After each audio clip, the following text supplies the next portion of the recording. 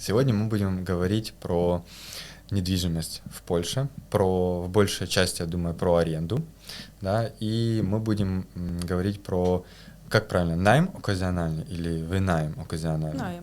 Найм оказиональный. Найм оказиональный. Про ту боль, которую все испытали, наверное, больше всего в 2022 году, и испытывают до сих пор. Поэтому обсудим, что это, зачем этот найм оказиональный нужен, как его получить, в том числе с помощью ребят. Какие есть нюансы и риски? Ваша предыстория? Да. Всем привет. Мы с Харькова. Вот. С Харькова. С Харькова. Наши подписчики иногда прикалываются над тем, что мы не выговариваем букву «Г» нормально. Да. Вы бы знали, как мои прикалываются надо мной, поэтому...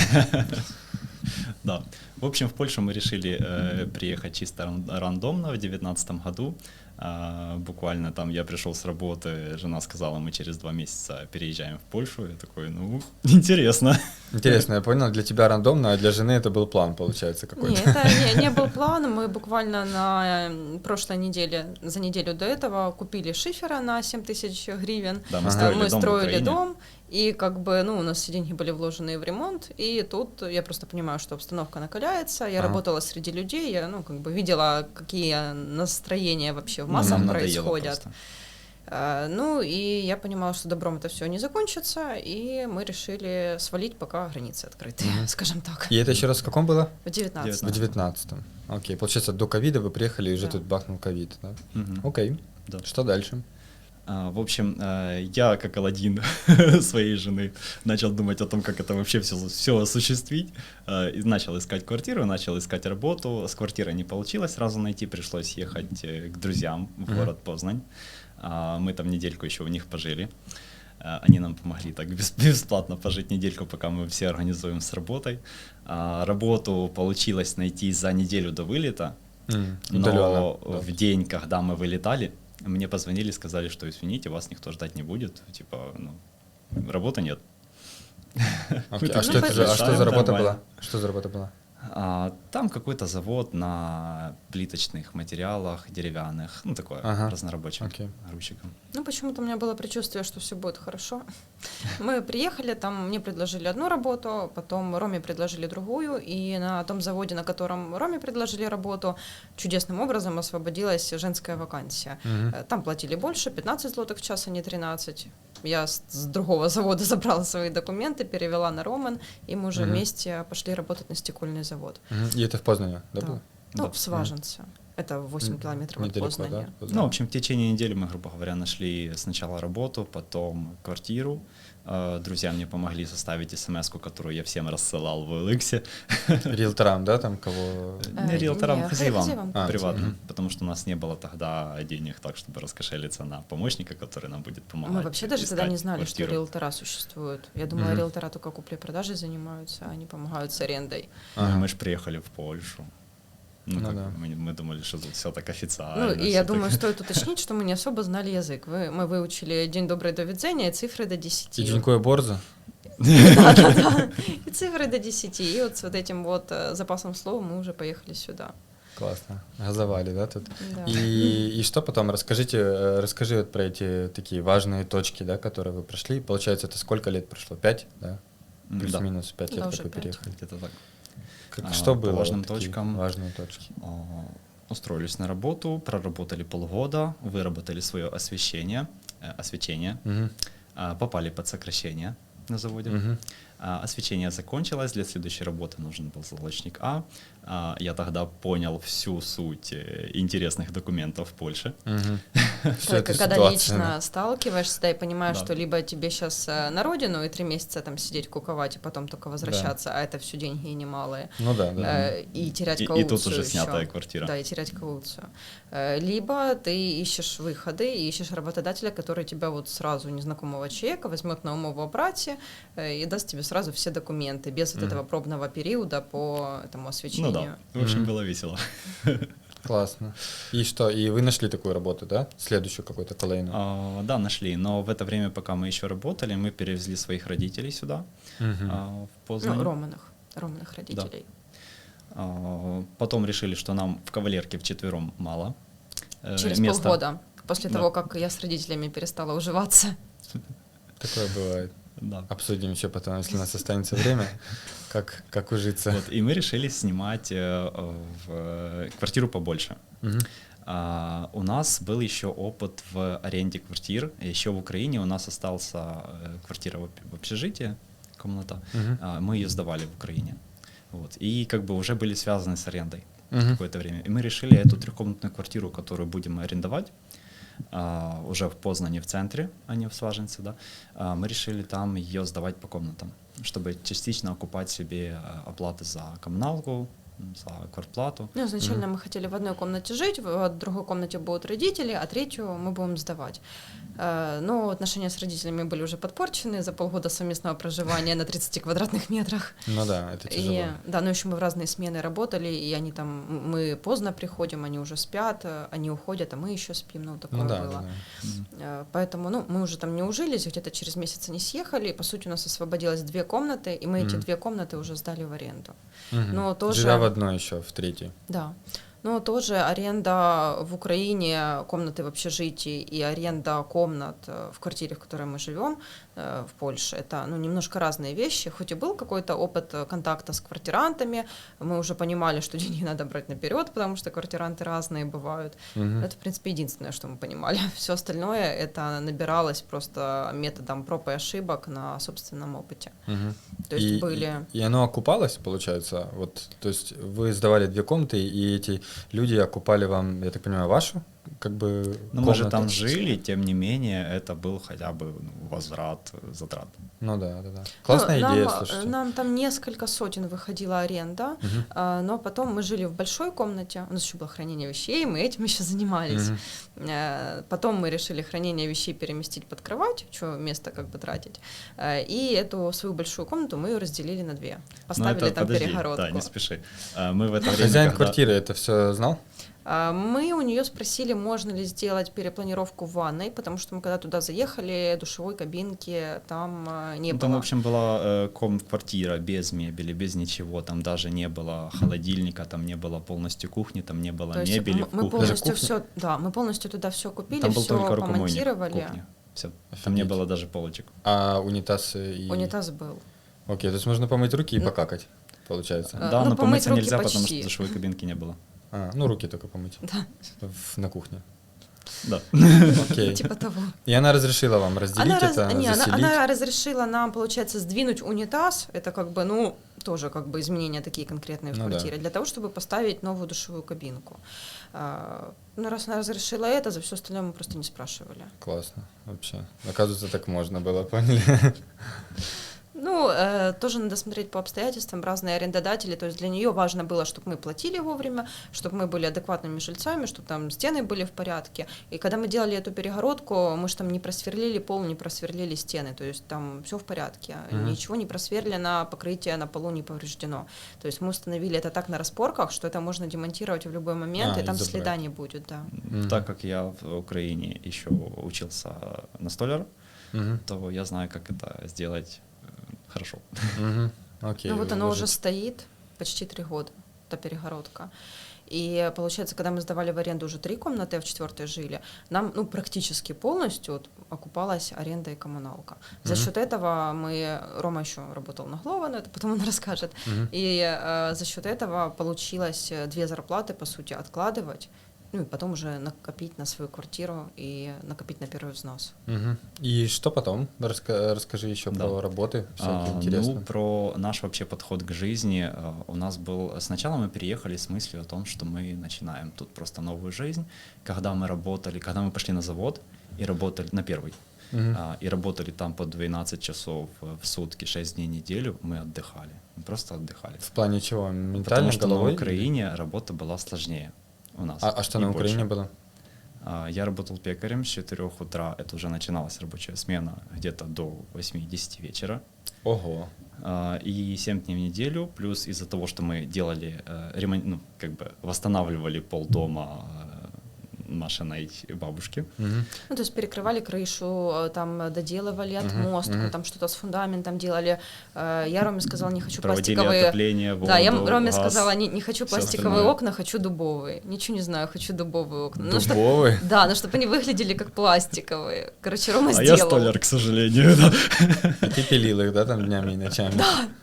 Не, ну не днями, Ну, я их потом ночами. красила, там специальной морилкой от всяких жучков, потом там краской. А Рома их вот выпилил, подогнал по то, чтобы вставить туда стеклопакет и фурнитуру. Ага, окей. Ну, это такое. Короче, в Украине было сложнее работать, чем даже в Польше 12 часов по 6 дней в неделю.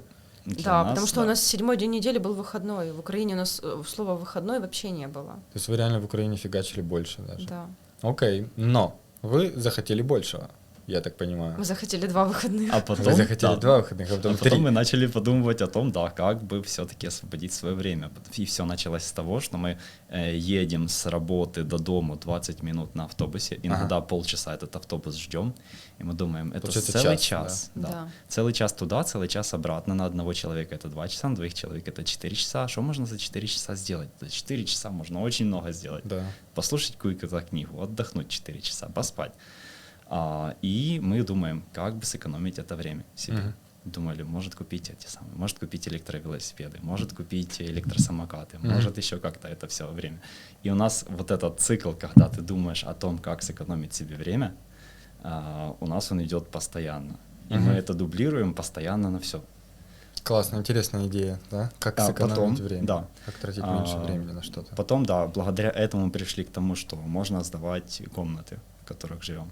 Мгм. Благодаря этому мы пришли к тому, что можно как-то, у нас есть большая комната, в которой мы живем, да, можно заняться хранением вещей.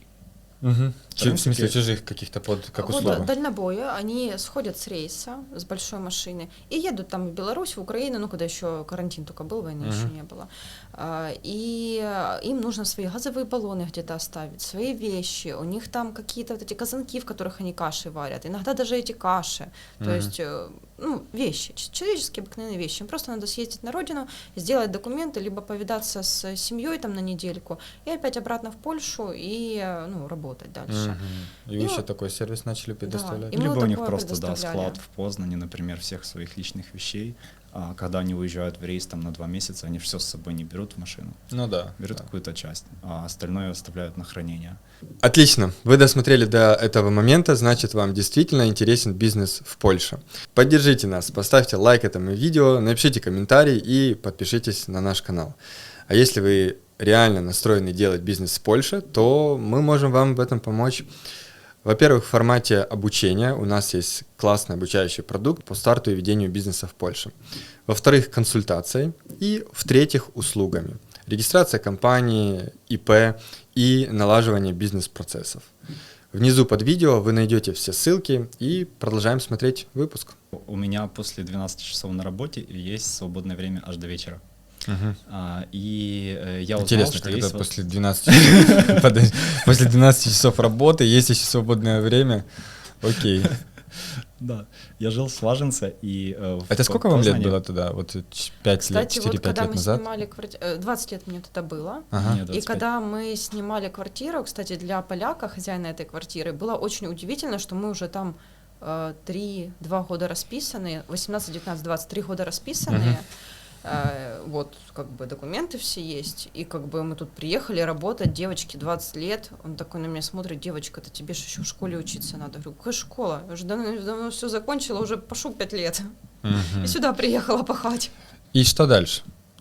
Какие еще были Да, бизнесы работы? Оглова. Я узнал, что есть подработка на доставке еды, Мгм. начал ездить, ну там зарегистрировался, все вот это, на обычном велосипеде. И тогда я понял, что просто у меня не хватает сил докручивать хотя бы домой, потому что мне со Сваженца нужно было доехать до Познани, там поработать доставщиком, ну, поработать на педалях, Мгм. а потом вернуться домой. Мгм. И вот возвращаться домой, это был самый трэшевая история, потому что иногда в автобусы не брали велосипеды, потому Ага. что там кто-то с коляской там уже сидел.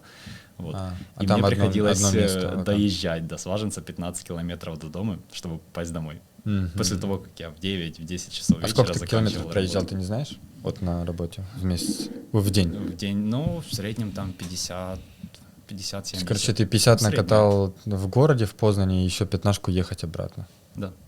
Ну, вообще, да. типа, по картам 8 Ну, километров. там плюс там дождь иногда, ну, такое, это уже не считается. Ну да, не, ну все равно напряжно. Вот. А после того, как я так месяца 2 поработал, я Ну решил, да. что мне Ну, срочно представляешь, нужен каждый, электровелосипед. Да. каждый день по, там, условно, по 60-70 Это после километров. работы. Не, я Ну, в короче. целом имею в виду, каждый день на велике 60 километров проезжать. То есть можно Ironman потом пробежать.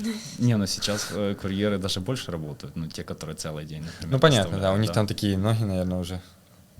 А сейчас уже все на электровеликах. Это Ну да, я сейчас уже заметил. все на Ну, электровеликах, и да. ты, наверное, купил себе электровелик. Да, я заказал себе с Алиэкспресса вот этот набор. Набор. Да, переделал свой электровелосипед, но думаю, я больше смогу работать, меньше уставать, и у меня больше останется сил к вечеру. Да.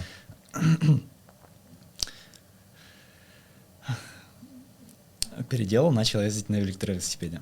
Понял, что это очень круто, очень классно, очень удобно, и надо, чтобы ездили на электровелосипедах все. Тогда все курьеры работали на обычных велосипедах, и я начал заказывать, ну, поднакопили там средств уже на работе, и я заказал оптом аккумуляторы, вот эти вот наборы для переделки велосипеда. Купил пару велосипедов, у меня их было всего 5 в аренде. Вот, я их все 4 или переделал. 5? 5 у нас было. 5 было. Мгм. Ну, не суть. И вы их пересобрали потом и стали сдавать в аренду. Да. У нас была Для аренда тех же, кто ездит там на Глово, на Да. на Да. чем-то. Мгм. Было очень много желающих, но, к сожалению, люди тогда не ездили на электровелосипедах, и они все велосипеды просто убивали. Они то пробивали шины, то они где-то разбивались, то у них были аварии, то они выпендривались перед друзьями, что-то ломали. Там вилки там или пера, вот эти вот тормоза часто слизывали, ну такое. То есть неаккуратно, Ну, на да? данный момент мы эти велики продали и себе оставили только 2, и мы сейчас вот по своей работе тоже ездим на электровеликах, когда погода хорошая, когда плохая, берем машину. И вот те аварии, в которые люди попадали каждый день, мы в них попадаем, ну, раз в год, наверное. Меня 1 раз сбивала машина, мы 1 раз врезались, еще когда вместе на одном велике ездили, в велосипедиста, точнее, велосипедистку, которая зазевалась на ворону, засмотрелась. Мы ее просто сшибли. И, по-моему, все. Нас еще зимой на гололеде машина подперла на зебре. Ну, у нас не было... Она проскользила и вас как Да, бы всё. нас просто Да, так нормально. подперла и все. Ну, то есть там не было каких-то таких серьезных аварий, чтобы мы там все в кровяке домой приезжали. на А этих те, великах. которые сдавали в аренду, они там вообще разбитые все Они были, да? просто, они каждый день в кровяке приползали к нам. Ну Ну, да. просто куртка порватая, кровь хлыщет, там В лицо 2 часа ночи, разбитое. Рома, ты заберешь велосипед? Да, заберу. Приезжает велосипед весь такой раскуроченный. Ну, я тебе оставлю кауцию 300 злотых. А там ремонта на штуку. Ну да, там штука 2 ремонт. Весело. Окей, и что потом, после этого, после великов? Еще мы в квартиру покупали у нас стиральная машинка и сушильная. Ну, в квартире ж не А это было самое интересное. никакой техники, да. И мы покупали сразу большую, ну, с расчетом, что как бы много людей будет в квартире жить, чтобы стираться было удобно. Потом я думаю, ну, стираются ж не каждый день. Можно сделать объявление о стирке одеял. Короче, у нас еще прачечная была в квартире. Мы брали И одеяло люди на стирке. прям с этого подъезда, допустим, либо с каких-то Не-не-не. соседних, Просто наши с Познани, там, кому было удобно доехать, давали одеяло они свои вам на закидывали, и стирку. вы их стирали там? Ну, часто у людей в арендных квартирах поляки очень экономят на стиральных машинках, и они там 4 килограмма машинка стиральная, 5 килограмм. Маленькие, да, вот эти Ну да, ставят? большое одеяло не постираешь, там подушки там несколько не постираешь. Не постираешь. Наша машинка, она была на там 10-11 килограмм с этим, и как бы ее хватало. Она могла сушить. Сколько один, как бы стирка и сушка стоила? Не помните? Ну там одеял, допустим. По-моему, 25 или 30 злотых мы брали за все. Ну, это же было там сколько, 3-4 года назад. Ну да, электроэнергия подешевле Да. стоила. Мгм. Окей, классная бизнес-модель. Как еще это- можно, это можно квартиру монетизировать? У меня Это вопрос. пришло после того, как Может там покер, бордели строить? Ну, вот это было более прибыльно, но мы на тот момент Не были готовы. не водились, да, в такой вот компании, нам не подсказали. Есть идея? Как-то еще монетизировали квартиру? Еще у нас Кстати, о была том, как- идея пастилу делать. Это яблоки с бананами перемолотые и сушеные. Тоже мы там ставили дегидратор ставили Да. в кухню общий. Мучили наших квартирантов и сушили вот эту вот пастилу. Но это было недолго. Мы тоже посчитали, просто поняли, что это не окупается. Окей. Ну да, хотя сейчас используем для себя. Как вы пришли к своей квартире? Как вы ее купили? Расскажите, когда это было и как пришли к идее того, чем сейчас занимаетесь? Ну, к своей квартире мы пришли путем тем, что вот реально каждый день заморачивались над тем, как бы сэкономить себе время, как бы на чем бы заработать, вот это по капле. Все собирали до кучи, накопили какой-то объем на первый взнос. Ну, основные такие заработки, это было то, что мы на заводе работали там по 12 часов плюс-минус. Ну да, это все-таки основное. Да, потом то, что после завода Рома ездил на Глова и на Убере работал. После завода? После завода, да. Ну, когда на заводе было мало работы, там карантин начался, как раз тогда доставки стали более популярные. Ну да, а на заводе работы было мало, и нас вообще просили, идите на свой счет, что-нибудь, куда-нибудь деньтесь, пожалуйста, потому что нам платить вам нечем. Мы такие, да мы с радостью. Рома еще меня резервировала в Глова, я 3 дня поработала, сказала, ну его в баню. Ну да, это работа непростая. По дождю, да, тяжело ездить. Тем более, я на электровелике, хотя отъездила 3 дня. И то, что мы сдавали комнаты в аренду. И вот то, что мы сдавали комнаты в аренду, это нам сохраняло как раз большую часть зарплаты, потому что, так бы у нас бы одна зарплата полностью уходила бы на аренду, а так она оставалась. И мы это все откладывали. Мы еще думали за анал купить квартиру в Украине. Ну, благо, что у нас друзья в Крыму потеряли из-за известных событий жилье, они нам все рассказали, как у них это все случилось, и я такая, как бы за пару лет в Польше я забыла, от чего я вообще бежала и какая там обстановка. И мы решили тогда продавать Ромино общежитие, которое на тот момент сдавалось в аренду. Там стоило что-то 1,5 или 2 тысячи валюты, то есть не сильно много, пару зарплат в Польше. Ну да. И вот эти все деньги мы собрали, и у нас получилось накопить на первый взнос. Но... Это сколько было тысяч злотых? Или 62. 62 тысячи злотых. Тоже плюс-минус, могу там ошибаться. Порядок цифр просто интересный, там 40 тысяч, либо 150 тысяч. Но у нас еще были определенные требования к квартире. Мы вот на заводе, когда работали, у нас была возможность слушать книги. На втором заводе? На втором заводе, у нас была отличная работа, когда мы работали руками, а наши уши были свободны, и мы думали, как бы их занять чем-то важным. Мы недолго думали, просто мы купили наушники и сидели, слушали книги. И как? А что вы? Расскажите, как это было? Вот вы что-то собирали на заводе или какая? Детали шлифовали. Окей, алюминиевые детали, шлифовка. Да. Вы шлифовали эти детали, и вы, можно было сидеть в наушниках, да? То есть не было спокойно. Это не такая работа, там, где надо, знаете, быстро что-то за 5 секунд делать. Типа, пришло, ты что-то раз-два. Быстро надо, но не так, что над тобой стоит кто-то с кнутом и по рукам там бьет. Окей. Это на автомате уже делается, главное сделать красиво. Там первый ящик делаешь, ты приловчаешься, а уже второй, третий ты просто вот так вот его. На автомате. Да, уже привыкаешь, как сильно нажать, как его повернуть, и шлифуется нормально. И вы вставили себе наушники и начали слушать аудиокниги. Да, обучение в Ютубе, подкасты, такое. И была книга, я, кстати, тогда еще начала учиться у Копцовой курсом по соцсетям.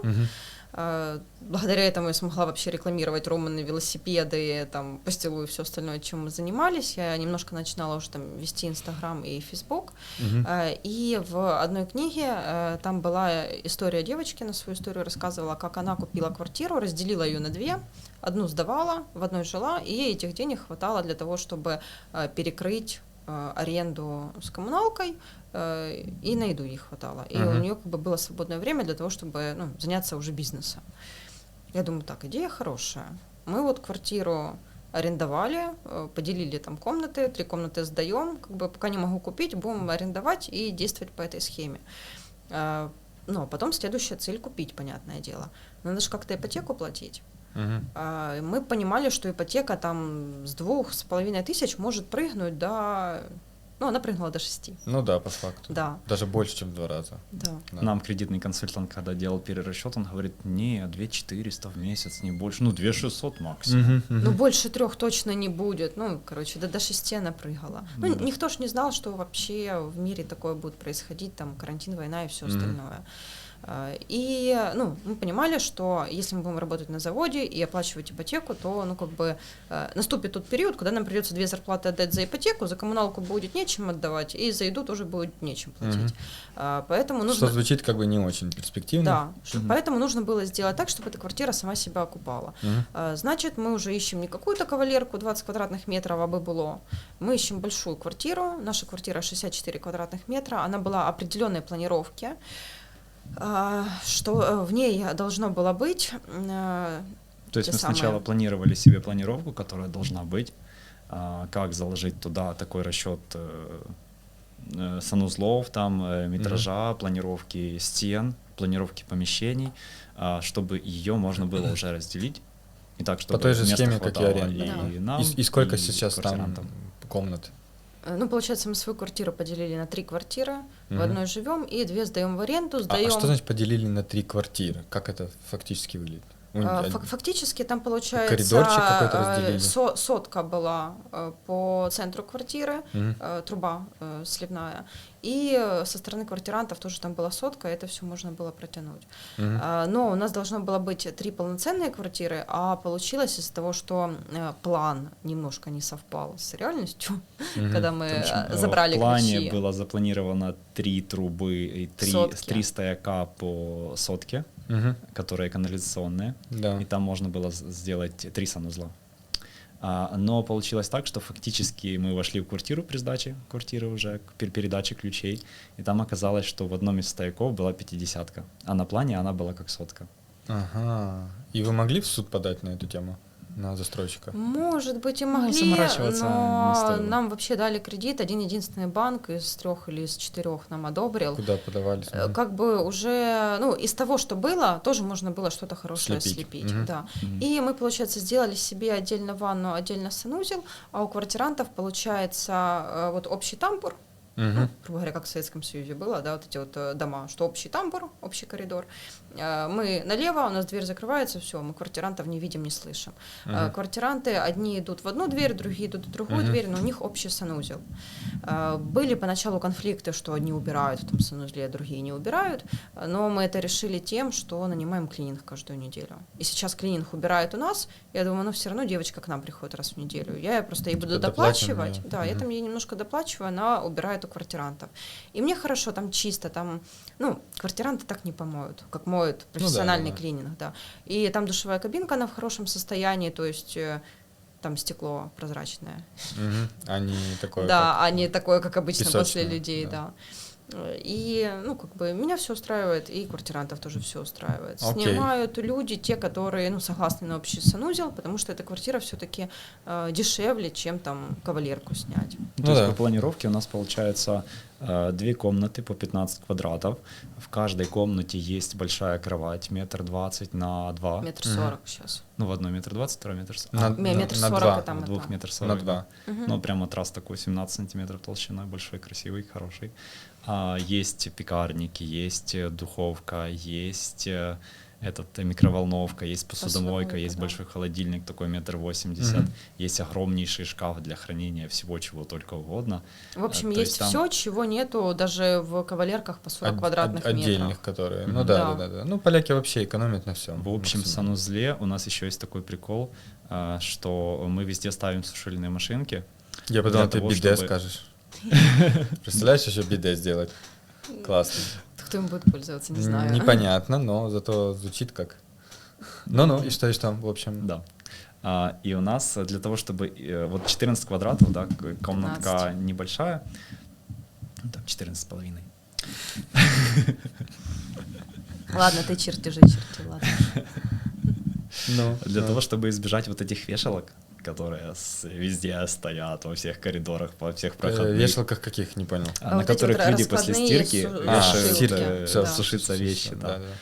То мы ставим сушильные машинки. У нас в общем санузле, который для квартирантов, есть стиральная машинка на 11 килограмм и сушильная машинка. И этим избегается просто вот это захламление этими всеми вешаками общих плюс помещений. Плюс плесень не разводится, потому что от сушки белья на вот этих сушилках начинает появляться плесень. Да, оно все мокрое, оно все испаряется. Да. Окей, Вот. вы И решили мы были таким образом ориентированы на очень хороший комфорт наших арендаторов. Назовем это комфорт плюс. Ну да.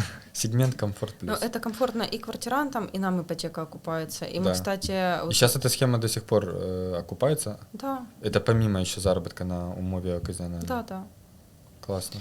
Ну, И- вообще нам ипотеку выплачивает 2 вот эти вот квартиры, которые мы сдаем в аренду. И на протяжении 30 лет не я на завод хожу, чтобы эту квартиру выплатить, и к 60 Мгм. годам выдохнуть, фух, я купила себе квартиру.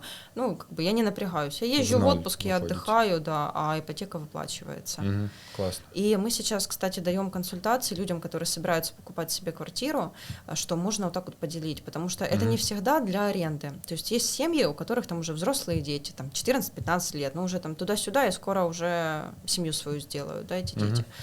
Можно квартиру поделить так, чтобы у ребенка уже была отдельная кавалерка, и у родителей была однушка, допустим. Либо у родителей кавалерка, у ребенка однушка.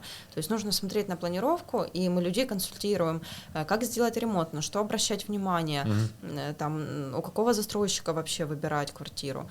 То есть все вот это вот мы рассказываем через Окей. то, Классно, что мы сами классно, прошли. классно. Плюс Вот. еще в ремонте есть много фишек, нужен вандалоустойчивый ремонт. Потому Мгм. что если... Какой? Вандалоустойчивый. Вандала устойчиво. То есть если покрасить все краской, особенно белой, как вот это все любят, Да.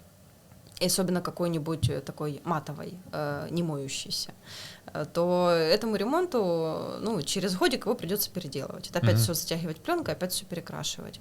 Мы разработали технологию, что на высоту вытянутой мужской руки все закатывается в плитку. Мгм. Полностью все. Вот где хочется рукой притулиться, все это будет закатано в плитку. Именно Мы- в плитку прям вот Да, как- вот плитка, какую-то там которая на полу. квадратненькую. Мгм. Да. И у плитка нас- позволяет ее как бы мыть просто. Да, у стены и нас всё. жили дети, у нас жили с животными. То есть дети, с шоколадом руки помазали, прошлись вот так по стенам, мы Ага. взяли моющий пылесос, это все помыли, и ничего перекрашивать Кёрхер не надо. какой-нибудь, да, Да, типа? у нас кёрхер стоит. Не кёрхер, Томас. Мгм. Ну, не суть, я понял. Да. И у перекрасили, нас и всё, у нас заходит клининг, либо если там относительно чисто, там 3 часа убирают, если там сильно грязно, там 5-6 часов Мгм. убирают. И там через 5-6 часов заселяются следующие люди. То есть очень быстро можно навести порядок. А насколько в эта квартире. плитка бьется? То есть вот у Вообще меня не сразу такой бьётся. вопрос, что Ну, ее вот это- можно коцнуть где-то, поняли? Не Там кто-то бьётся. кинул какую-то кружку, уронил и так далее. Это плитка для пола с максимальной плотностью. Мгм. И на нее даже у нас падал Зарядка для велика, она весит 5 килограмм. Она у нас упала с высоты глововской сумки, 2 глововских сумок. двух, Мгм. да. Да. Ну, где-то метра. со стороны. Ну, шеи. метр короче, где-то. высоко, да. Да, и она падает прямо уголком, прямо в плитку. На ней даже царапины нет. Офигеть, что за То плитка есть, какая. если она выдержала Сейчас даже Илон это, Маск вам позавидует, поняли? прошу хозяевов Лероя заплатить мне за рекламу. Да. Классно, Могу слушай, рассказать, я не какая знал. плитка. Я не знал, что такое есть прям.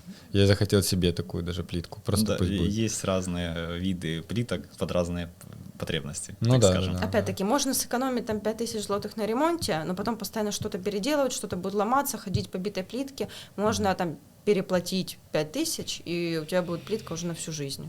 Ну, Мгм. если танком по ней проедутся, конечно, рэпнет. А так, если квартиранты по ней пройдутся, то с ней все будет То хорошо. пусть ходят. Или кошечка на писе где-то там, Да. то все равно. Да. Все можно То есть у вытереть. нас вообще стыки, Хлоркой помыл, всё нормально. гидроизоляции, стыки обработанные. Там даже если кошки будут месяц сидеть без горшка, Мгм. табун кошек, то там просто заходит клининг, это все убирается, мы включаем озонатор, и с квартирой все в порядке. Мгм. Да. Класс. Универсальная Потому что вообще паркет, история. там, линолеум, это все пропитывается. Ну, Да, такое. ты что, это все рвется, пропитывается, замазывается. Да. Я думаю, аж на бегу. Мгм. Умова оказионально. Как вам пришла следующая, последняя, я так понимаю, пока Нет, на было- день было дичайшая ещё гениальная риэлторство. идея.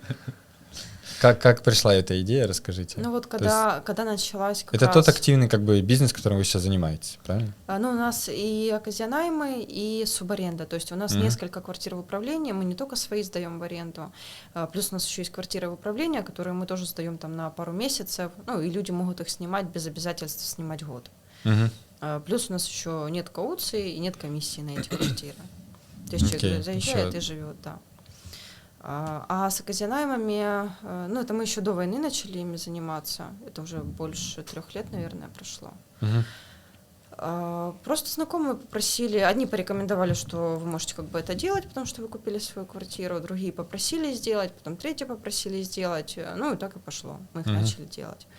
И сколько у вас сейчас людей на эту квартиру, как бы, получается, не прописано, а подписан контракт, да, умова это подписано? Ну, мы же выдаем поручительство, что мы готовы принять в эту квартиру. То есть они там не прописаны, они там никак не числятся у нас. Ну да, они по факту не прописаны, Да. но и вы можете чисто технически там хоть 1000 человек туда, таких договоров сделать, правильно? Можем сделать, но если они все приедут, то им придется как-то трамбоваться Ужиться. очень плотно. Хорошо, а с услугой, получается, сколько это стоит и как это выглядит по стороне клиента? Вот у него есть проблема, Вот клиент начинает искать себе квартиру. Мгм. В Польше есть закон, что квартиранта нельзя выгнать с квартиры, если у него нет запасного адреса. То есть вот человек перестал платить за аренду и за коммуналку, и арендодатель его не может выгнать, потому что нельзя выгнать человека на улицу, можно его выгнать только на запасной адрес.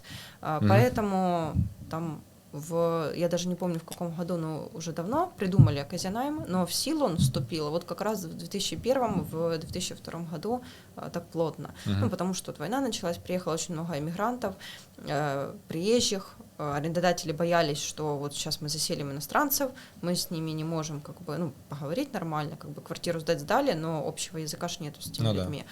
И потом они перестанут платить, и мы их не сможем выгнать. Кажется, более того, мне кажется, так и было. С какими-то кейсами там с украинцами, к сожалению, что кто-то заселялся. В основном и не это вообще платил. из-за поляков такое случилось, даже не из-за наших. Да? А расскажи, как это? Потому что поляки хорошо знают законы, они снимают квартиру, даже вот у наших знакомых поляков были такие кейсы.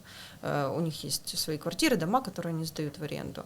И вот там 5-10 лет назад у них были такие ситуации, что люди заезжают, платят кауцию, даже двойную кауцию платят, платят за первый месяц, и потом все. То есть и они больше не платят. Да, и их невозможно выгнать. И кауция идет вот на второй месяц, на третий месяц, на четвертый уже, ну все, кауции нету, и платить человек отказывается, и его никак не выгонишь. Вот, кстати, та квартира трехкомнатная, в которую мы переехали со Сваженца, вот это вторая получается, там уже 3 месяца поляки не платили коммуналку. До нас квартиранты, да, которые они были. использовали уже всю кауцию, там... Напалили долг по коммуналке. Да, долг по коммуналке был большой. Вот, и они выехали с квартиры. У нас очень тяжело было найти эту квартиру. Очень тяжело мы за нее бились, но они вывезли свои вещи только тогда, когда мы уже с машиной приехали. Мы им просто начали помогать вывозить их вещи. Я сказала, извините, мне эта квартира нужна. И у них там памперсы валяются, мы это все просто пакуем. А их вещи еще там, в квартире, они не собираются выезжать. Ну и хозяйка как бы там уже с нами. Говорит, типа, ну вот люди въехали, вы что? Ну типа, давайте выселяйтесь, мы же с вами договорились. Они такие, И они, довезите нас до родителей. Рома такой, блин, я за машину за простой плачу. Ну, а для нас тогда как бы 100 злотых деньги. Валите давайте быстрее, мне надо вещи свои разгрузить и водителя отпустить. Хотите доехать до своих родителей, грузитесь в эту машину, договаривайтесь с водителем и платите. То есть они настолько были примороженные, эти поляки? Да. А кто это был? Там мужчина, женщина? Поляки, семья, муж, жена и ребенок. Маленький ребенок. Там все залапанное было, так все воняло. Вообще хорошо, что они забрали всю свою мебель. В ванну, там ее и не было, по-моему, в ванну я вообще зашла после того, как ее свекровь 3 раза помыла. Я потом зашла туда уже 4-й, 5-й, 6-й раз ее мыла. То есть там плитка просто в гаре была в какой-то. Они курили, они в бачок сигареты засовывали, то есть там мы бачок еще вымывали от унитаза. Я, кстати, разбирал полностью унитаз, отсоединял его от трубки, отсоединял от креплений, чтобы его просто в хлорке вымочить. Потому что он был весь зараженный, весь в этом.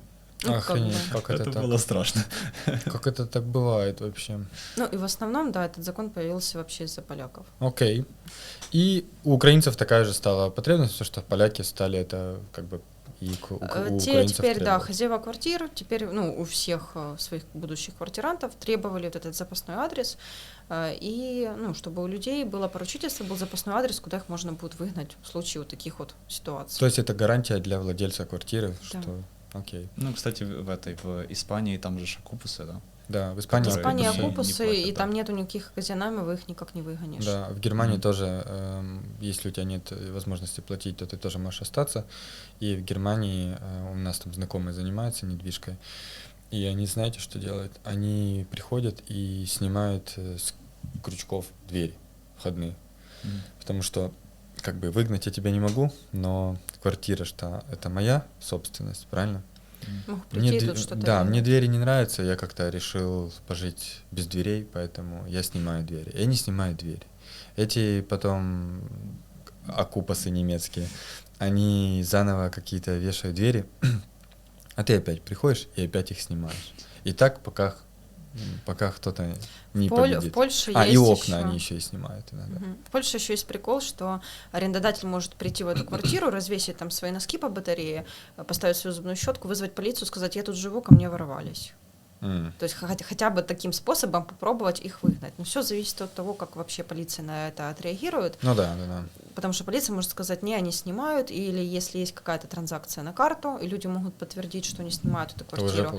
Либо да, если подписан какой-то договор аренды, да, так что еще вариант: либо через оказионайм сдают квартиру, либо вообще не подписывают никакой договор аренды, транзакция только наличкой, и тогда как бы человек не может доказать, что он эту квартиру арендует, и если он перестанет платить, арендодатель с помощью полиции таким способом может его выгнать. Окей, и сколько услуга стоит? Поручительство стоит 450 злотых.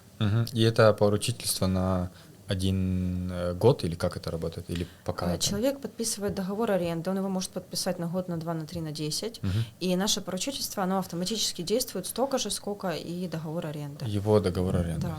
Окей. Если он в эту же квартиру продлевает договор аренды, то у него, получается, вот через год заканчивается наше поручительство, заканчивается договор аренды, и вот это вся катавасия заново. То есть заново нужно делать поручительство, подписывать договор аренды, и мы своим постоянным клиентам тоже делаем скидку на данный момент по 200 злотых, если они остаются в той же самой квартире. То есть чисто по себестоимости документа мы его просто продлеваем. Окей. И сколько у вас сейчас таких договоров, или вам без разницы, мы по не сути? считали. Вы даже не считаете, потому что... А сейчас кто-то живет по оказионайму? Пока что нет. Не живет.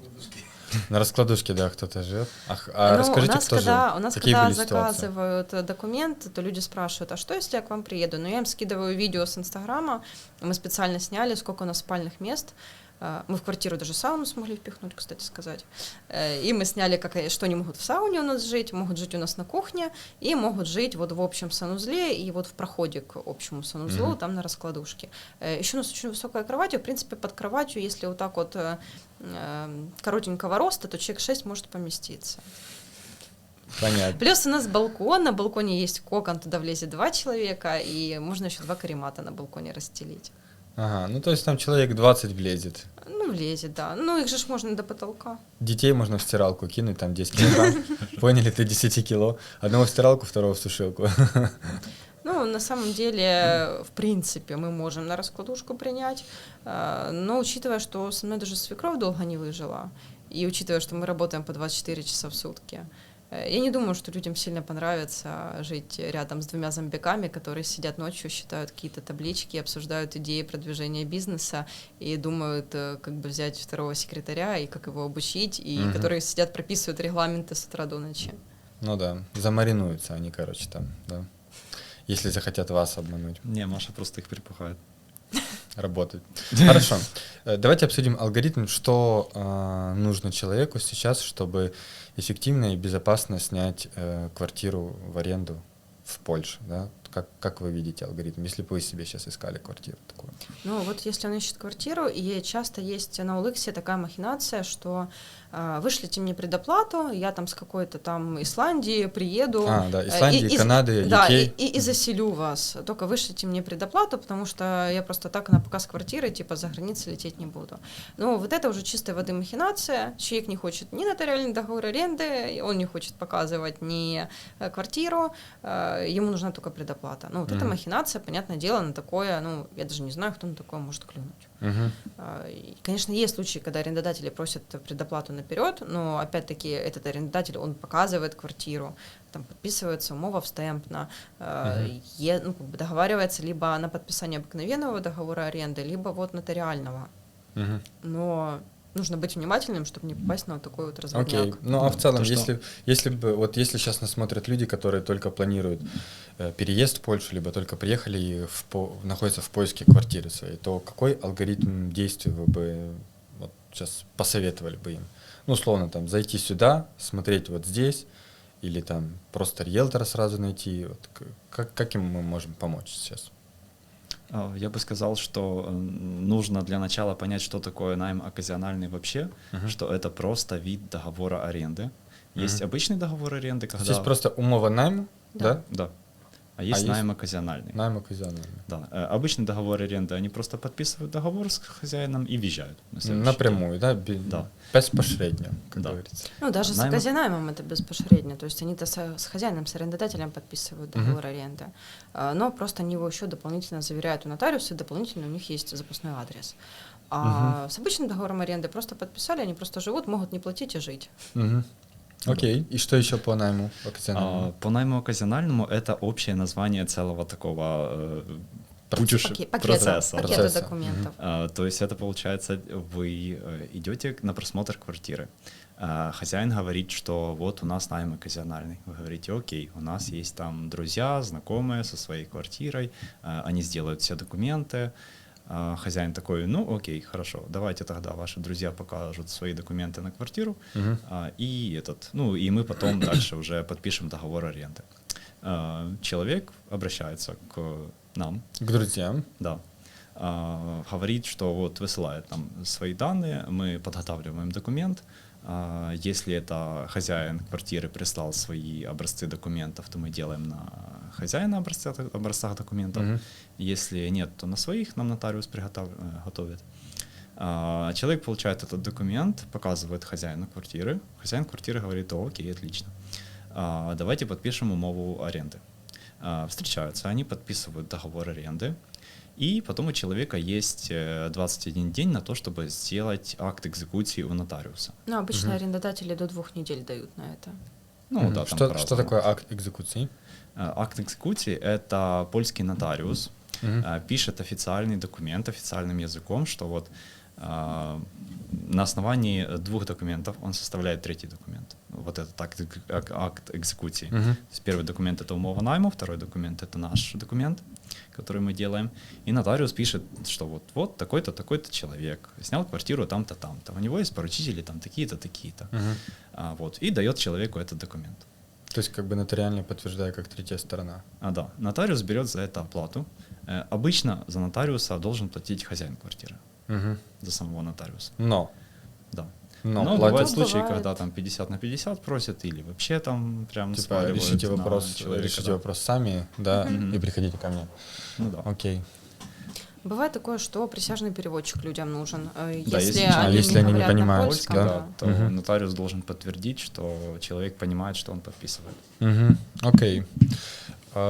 Давайте обсудим немножко в целом про недвижимость. Да? Какие сейчас цены, какие были цены?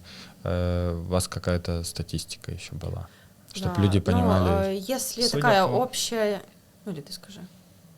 Если взять по общей статистике, по общепольской, они плюс-минус цены в крупных городах варьируются, там не больше там, 5%. Я бы сказала, что это общая температура по больнице, потому что там Варшава от того же Познани или от Лодзи все-таки будут отличаться на 7-10%, ну, потому что в крупных городах, понятное дело, будет дороже. Подороже, да.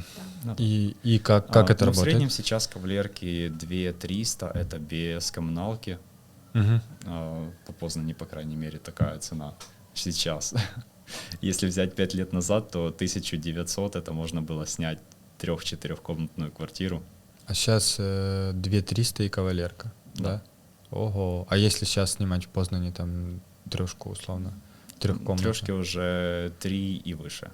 3 и выше. Ну, все зависит от района и от самой квартиры. Ну, в Варшаве, смотрите, в Познани 3 и выше, а в Варшаве 3 это однокомнатная квартира. Где-то так далеко, что ты будешь добираться примерно 16 тысяч часов до центра. Ты будешь просто ехать где-то там, плыть через Вислу сначала на реке, потом до метро. Потом до метро, потом в акваланге надо будет переплывать. И только потом тебя на вертолете скинут на Оле, тут в центре, поняли, где-то на Броварах Варшавских. Поэтому возле Палаца культуры. Вот. Но если так по процентному соотношению, то по сравнению с 2002 годом, 22-м. Мгм. Ну, с 21 на 22 цены скакнули где-то на 30% выше. Мгм. С 21 на В 22. связи с резким переездом большого количества. Ну а как вы думаете, сейчас Да. цены падают? Вообще на аренду? Сейчас немножко падают, потому что пошел отток приезжих, кто-то вернулся домой, ну, кто-то поехал дальше. Но вы это И- ощущаете вот реально Да, как-то но вот чувствуется, что от людей, меньше может, людей. слышите что-то? Если, допустим, раньше на просмотр квартиры, которая на 3-м этаже, стояла очередь до 1-го, ну, и это вот так вот было просто зашли-вышли, Да. такое двухстороннее движение в квартиру. И там, я не знаю, как хозяин выбирал, кому сдать. Наверное, просто сдал кому-нибудь, лишь бы сдать, кто там понравился. Да, я думаю, он наоборот выбирал там самого умного, красивого и айтишника. Я не знаю, как запомнить можно. Я не знаю, как запомнить можно такое вообще большое количество людей. Да. Сейчас, то есть у них в один день там 2 просмотра, в следующий день там 2 просмотра. Ого, насколько Да, снизилось. и они среди этих людей уже выбирают. Да, и мне кажется, они тоже попроще, да, стали, потому что раньше как-то Да. поляки более были такие, ну, не агрессивные, а как... Там с ребенком, с собакой, ой, я что-то Типа, да, вас не дети, хочу. собаки, спасибо, пока работы нет официально, никакой умовы, денег тоже, значит, у тебя нету, спасибо, то сейчас, мне кажется, опять будет возвращаться к тому, что было там 3, 4, 5 лет назад, когда, ну, то есть Плюс-минус. Сдал и хорошо. сдал и хорошо, да, Да. да. То есть вы тоже чувствуете, да, какой-то отток украинцев там или даже поляков? Ну, если раньше было сдал их хорошо, ну, там 5 лет назад, да, Мгм. то сейчас все равно они нескольких людей приглашают на показ квартиры, и уже среди них выбирают. Но просто нет вот этого двухстороннего движения на протяжении часа по квартире. Ну, то Ну есть да, нету да. такой большой очереди людей, чтобы ее посмотреть и снять. Ну да. Ну, я помню, в Кракове тоже когда-то, я же 8 лет в Кракове жил, и мы хотели там в один момент квартиру поменять, и мы заходим, и там тоже была такая небольшая очередь, человек там 10, наверное, в квартиру. Мы заходим в квартиру, и там еще в квартире стояло, как бы вот на пороге, грубо говоря, да, стояло еще человек 5, и что как-то там хозяин квартиры смотрит на всех и так далее. Я себя почувствовал, знаете, как в 16 веке этих рабов выбирают по качеству зубов. Знаете, если у раба Да-да-да. хорошие зубы, то значит, типа, не будет проблем. Вот примерно я так себя почувствовал, и мы с той квартиры ушли. Но, видите, так все Я когда-то циклично. говорила, что арендодатели выбирают себе квартирантов как домашних животных. Ну, Да, да, грубовато, конечно, но на тот момент это реально так и Да. было. Да. Так выглядело. Да. Так ну да, это типа так выглядело, и вы видите. Так что для тех Я людей, когда- которые собираются сейчас ехать в Польшу, им будет уже проще Наверное, снять, это хорошая новость. да, Да. чем там 2 года назад. Ну да, чем 2 года назад, когда было прям очень много конкуренции и людей. Да. Я когда занимался риэлторством какое-то время, Мгм. там у нас моих клиентов выбрали среди там целого кастинга, Мгм. потому что дочке хозяйки квартиры понравилась фотографии кошки моих клиентов. Интересный критерий такой, благоразумный, да? Да. И эта дочка сказала, что вот я хочу, чтобы мама в нашей квартире жила вот Жила вот эта кошка. Кошка, да. И они там до сих пор живут, уже какой-то там 3-й год они там живут. Да, в той довольно квартире. интересно получилось. По кошке выбрали. Ну да. Окей, расскажите про чинш. Что это такое, как он считается, и еще какие оплаты человека ждут при аренде квартиры? вообще А в вот Польше? change — это самый большой стресс, самый большой шок, самое большое удивление, которое может настигнуть вообще иммигранта или вообще человека, который, в принципе, тут уже живет месяца 3 или 6, снимает квартиру. Мгм. Потому что Да, или мы даже свою второй квартиру, да, этот вообще по-другому работает абсолютно, чем от того, как в Украине. В Украине мы фактически платим за то, что фактически использовали прошлым месяцем назад. Ну, как-то вроде бы здесь- проще и понятнее, да, схема? Типа использовал, ну да, заплатил. Типа использовал, сказал, сколько использовал, заплатил. Да. Как за... Если соврал, и тебя потом через месяц поймали, то просто доплатишь, условно, да? Или тебе Ну да. отключат воду. Здесь же в А Польше здесь? ты платишь приблизительно на месяц вперед. С горы. Да. Ну, Окей. то есть, Всегда получается, в нашей квартире- ошибкой была в том, как мы, и когда мы искали квартиру, что мы ориентировались на стоимость чинша.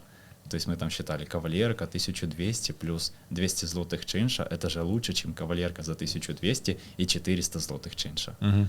Но в итоге мы платили чинша своей кавалерке 675 плюс электричество. Ну, в месяц. Да, ну это был двухконтурный котел, газовое обогревание такое. Мгм. Вот. Поломанный, Это было весело. двухконтурный котел, который крутил то, что не должен был крутить. Да, накрутило на газом. Окей. И какие рекомендации мы людям можем сформулировать, да? На что им важно обратить внимание? Никогда не чинша. ориентироваться на тот чинш, который записан у хозяина в объявлении. Или там в договоре, да, В условно? объявлении, да, и в договоре тоже. Они специально пишут меньше чинш, чтобы сдать эту квартиру вообще, Мгм. а потом приходит перерасчет, они такие, ну, звоняйте, платите 5 штук за год. Пришел Мгм. перерасчетик. А люди такие, ну, типа, какой перерасчетик? Кауцию забирайте, и чемоданы попаковали, и сбежали. Мы недавно Мгм. делали опрос по Познани, сталкивались ли люди с перерасчетами. И у нас прямо Мгм. на страничке в Инстаграме есть несколько интервьюшек. Мгм. И там люди прям в шоке рассказывают о том, как они платили там 6 тысяч злотых перерасчета, 3 700, там 2,5 тысячи. То есть, по сути, ты платишь там по 50 злотых на протяжении целого года, 12 раз за газ, а потом газ такой фактически пересчитывает счетчики. Один раз в год приходит контролер, проверяет счетчики и говорит, Ага. вот вы наплатили не на 50 злотых в месяц, а на 500. да, на 500 злотых в месяц. И вот эту вот разницу в 500 на 450 12, злотых на протяжении 12 месяцев тебе нужно доплатить за 1 месяц. Короче, по-хорошему, если ты видишь в объявлении информацию о чинш, да, это коммунальный ж, правильно? Да. Если ты видишь информацию о чинш, что равно коммунальный у нас там в Украине, то, наверное, умножай на 2 просто. Если там пишут 200 злотых, то умножай на 2, ты будешь примерно 400 Можно платить. еще спросить, если, конечно, арендодатель скажет правду, кто в этой квартире жил до этого. Потому что если там в двушке жил один человек, то, понятное дело, там чинш, может, он и будет там 300 злотых. Да. Потому что был один человек, и непонятно вообще, как часто и- ночевал там. И он на работе жил. Да, или он на работе жил. Да. Если туда в двушку сейчас заселяется 2-3 человека, то, ну, это можно на 2, на 3 уже Да. смело умножать, потому что эти люди, они, ну, напалят больше коммуналки. Мгм. Ну да. Окей. Что еще важно знать при аренде квартиры в Польше? Что бывают перерасчеты раз в 3 месяца, раз в полгода или раз в 12 месяцев. Это Мгм. все зависит от коммунального Очень редко от раз в спилдельни. 2 года, очень редко. Мгм. Да, Ну да, то есть это вам сильно. такие суммы могут приходить, ну, как типа доплаты за коммуналку. Ну, так оно и есть, доплаты фактически. Раз в 3 месяца или раз в полгода. Мгм. То есть если там вы живете спокойно себе 10 месяцев, то имейте в виду, что через 2 месяца вас на Новый год могут обрадовать большим подарочком. Подарком. Окей. И еще важно понимать, что, ну, вот если там человек заселился в ноябре, и ему в декабре пришел перерасчет, и перерасчет пришел за весь год. И это Мгм. проблема арендодателя, что он с тех квартирантов не попросил сполдельню в там, день выселения тех квартирантов сделать этот перерасчет Мгм. и выставить тем квартирантам Дополнительный чек, да, чек. Мгм. и потом заселять новых. Это его уже проблема. То есть приходит перерасчет за целый год, им нужно это поделить на 12 месяцев, заплатить за свои там 2, которые они прожили, ну или сколько. А Мгм. все остальное сказать, арендодатель, бегай, пожалуйста, за теми предыдущими, и с них это стребовать. Мгм. Поэтому, когда человек еще заселяется, то можно не рассчитывать, что ему вернут кауцию. Кауцию возвращают очень редко. Потому что вот арендодатель... Залог. Да, Мгм. залог. Я просто вдруг не знаю. только. Да, если... Мне тоже такое бывает, я часто использую польские слова, а они все понимают. Если вот человек заехал, заплатил кауцию, и, получается, он съезжает, и арендодатель не заказал вот этот перерасчет, то арендодатель до момента перерасчета может удержать эту кауцию. И возможно, что на момент перерасчета с той кауции ничего не останется, еще доплатить надо будет. Поэтому, ну, на ее возврат лучше не рассчитывать, потому что у нас, допустим, мы сдаем свои квартиры без кауции, и люди к нам, заселяясь, попросили там сделать рассрочку, потому что им с прошлой квартиры не вернули кауцию. Я говорю, ну, а как вы вообще рассчитывали свои финансы? Вы же понимаете, что кауцию, ну, очень редко когда возвращают. Тем более, там у них перерасчет какой-то был, они напалили, они еще доплатить там должны. Ну, как бы на это все тоже нужно рассчитывать. Окей. А какие еще у вас есть истории интересные, смешные, либо грустные в плане вот аренды и всех ваших ситуаций, связанных с недвижимостью? Допустим, с Оказинаймом у нас было, что 2 арендодателей приходили прям к нам в квартиру, проверяли нашу квартиру, Ага. смотрели, Ну, какая у реальная нас вообще планировка, проверяли наши документы, проверяли, что мы действительно тут живем, и кто мы, и по номеру книги чистой нас проверяли. Поляки, да, были? Да, поляки. И только тогда они соглашались, чтобы мы стали поручителями их А квартирантов. и что это за поляки были? Взрослые такие? Или... Взрослые, уже за 40. Одному там вообще под 60, Мгм. другие, ну, тоже под 50, семья. Ага, и вот для них было важно прийти и проверить, потому Да, что вы существуете. кто мы, какая у нас квартира, сможем ли мы их принять. Ну, в Познане, Они например, проверяли. часто нас просят лично присутствовать у нотариуса. Мгм. Если это в других городах, то мы заверяем свои подписи у нотариуса и высылаем человеку документ почкоматом, и любой нотариус на территории Польши на подписание акта экзекутии подтверждает то, что все данные правильные наши, что мы реально владельцы, что это мы реально подписались, потому что мы подписались уже в Познане Ну да, да. нотариуса. Такой Поэтому, да, наш блокчейн. документ действует на территории всей Польши. Ну, Окей, даже когда мы приезжаем на акт экзекуции в Познане, то мы там 5 минут сидим, и нотариус говорит, что пришли? Давайте быстрее отсюда, а тут кислороду мало. Мгм. Ну, то есть наше присутствие там по закону не нужно, но арендодатели просто хотят нас увидеть. Помахать, Увидели, ну все, помахать мы уезжаем, да. Ну, Окей. это вот так происходит. Какие еще были интересные, опасные, может быть, смешные истории? Когда почтовая служба теряла экспресс-доставку, когда мы платили 125 злотых за срочную доставку в Варшаву, Мгм. и они всегда ее теряют. Вот Инпост, я люблю Инпост за то, что они в последнее время начали доставлять в крупные города там, в течение 24 часов. Ого. Это не официальная информация, обычно мы говорим, что в течение 2-3 дней доходит документ, но они очень начали быстро работать. Мгм. Вот это мне нравится. Окей. Ну, и у нас была ситуация, что женщина прям перепугалась, вы меня обдурили, вы мне документ кстати, не сделали, когда, да. да. И мы ей, ну, нам по пути, правда, было, но мы ей лично в Варшаву отвезли этот документ, отдали, извинились, объяснили, что, ну, это почта, ну, бывает. Мгм. Вот вам документ, мы его переделали за свой счет, заверили у нотариуса еще раз. А тот документ, который мы ей первый отправляли, который одна известная почта потеряла, мы его так и не получили обратно, он просто где-то потерялся. Мгм. Ну, это не смешной случай. У нас моряк своей девушке предложение делал. Ну, просто так участвуешь в жизни было людей, интересно, когда им да. сдаешь Где? квартиры. В квартире? В нашей Да, да. квартире, да, Ага. которую мы разделили. Он попросил у внутри. нас цветы просто спрятать. Потом Ага. вечером там забрал цветы, забрал кольцо и пошел делать А предложение. она жила в Вот, комнате? получается, Ну, эти да. те, И что мы моряк, сдаем, моряк это вернулся свои. и решил сделать... Не-не-не, предложение. получается, моряк приехал, она там жила где-то в комнате, и потом она вместе с ним уже жила вот у нас в нашей квартире. Мгм. Окей. Ну, тоже так приятно, когда участвуешь в каких-то позитивных моментах жизни людей. В нашей квартире было предложение. Это интересно. Вы 5 лет в Польше живете, да? Вы прошли путь от того, что сами работали на заводе, до текущего результата, да, это круто. Я думаю, многие, кто смотрит сейчас, тоже там, хотели бы повторить такую судьбу, и желательно еще и быстрее, да? Мы же все хотим, чем быстрее, тем лучше. Да, у нас, Мы кстати, тоже же хотим есть быстрее. консультации по субаренде, Да. потому что у нас огромный опыт в этой аренде, и мы его просто людям передаем. Да. Ну, можно к вам обращаться, получается, по консультациям и по Ну, услуге. у нас умові есть, да, оказання. полная консультация по субаренде. Можем дать человеку отдельно таблички для просчета бухгалтерии и для просчета счетчиков.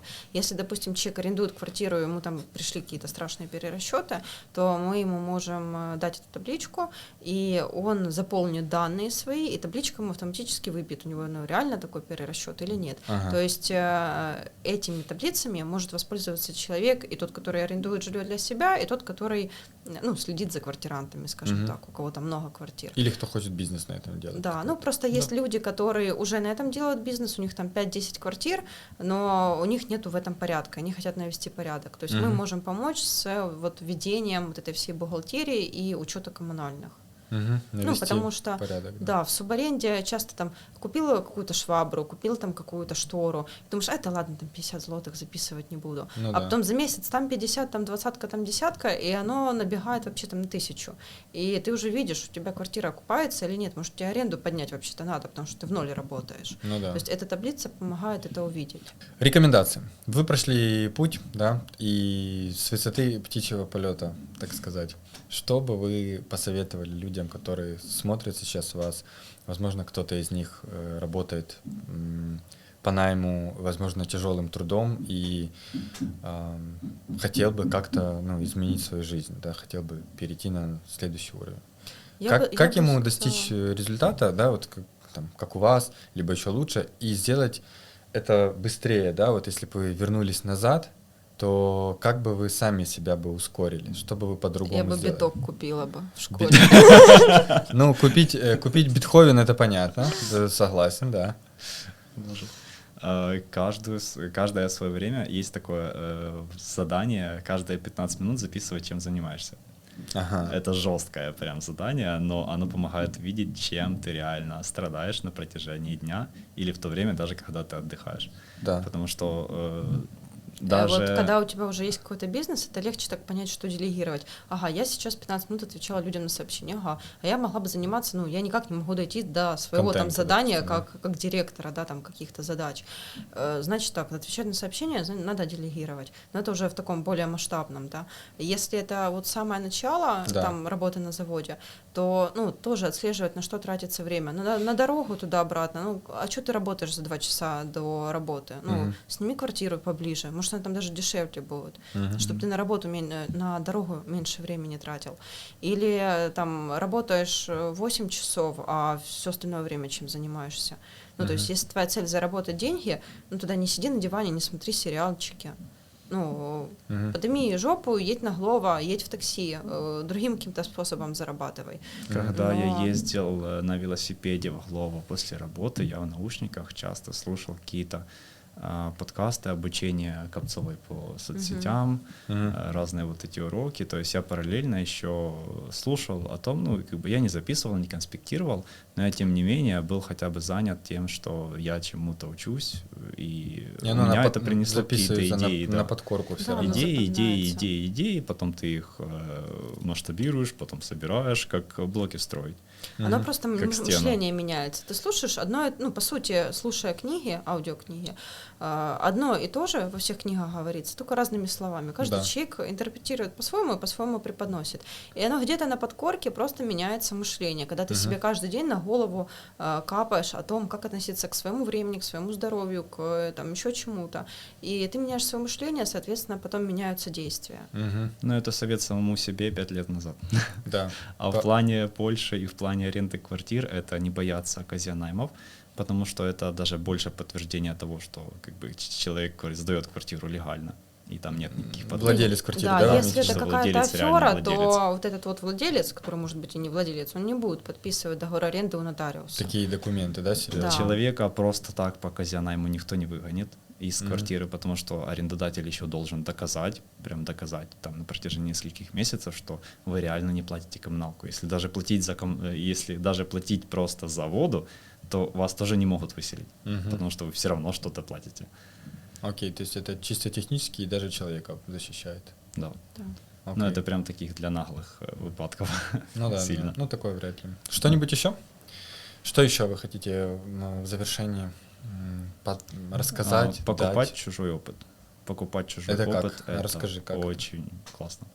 В смысле, консультации какие-то, да? Консультации, да, обучение у людей. Ну, у людей, которые мы реально просто раньше в чём-то слушали понимают. только книги, а сейчас мы начали брать консультации, и мы понимаем, что, ну, как бы, книжный опыт — это, конечно, хорошо, но когда вот у людей, которые шли бок о бок с нами, но добились большего, мы берем консультацию, и они говорят, как бы, элементарные вещи, но до которых мы сами не додумались, и мы их вот последние 2 месяца мы усиленно внедряем в своем бизнесе после одной консультации.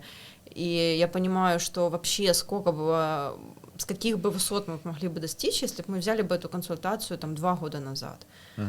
Но мы тогда жлобились заплатить за эту консультацию. Получается, одно дело, когда ты просто беседуешь с человеком, с которым хочешь познакомиться где-то в ресторане, да, и вы просто общаетесь.